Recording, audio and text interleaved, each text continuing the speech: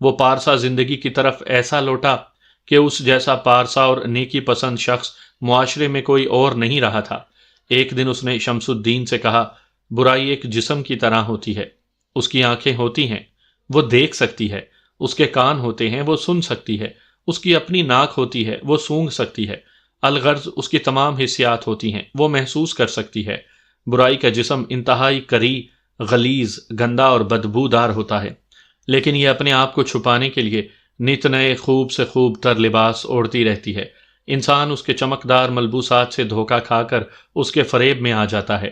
میں نے برائی کی انتہا پر پہنچ کر اس کا لباس تار تار کر کے اس کی گندگی کو اندر تک جھانک کر دیکھ لیا تھا، اس لیے میں نے اچانک واپسی کا راستہ پکڑا اور جہاں سے چلا تھا وہیں آ کر رک گیا۔ باتیں کرتے ہوئے اس پر ایک رنگ آ رہا تھا اور ایک جا رہا تھا، شاید وہ ماضی میں کہیں کھو گیا تھا۔ کچھ توقف کے بعد اس نے سلسلہ کلام جوڑا،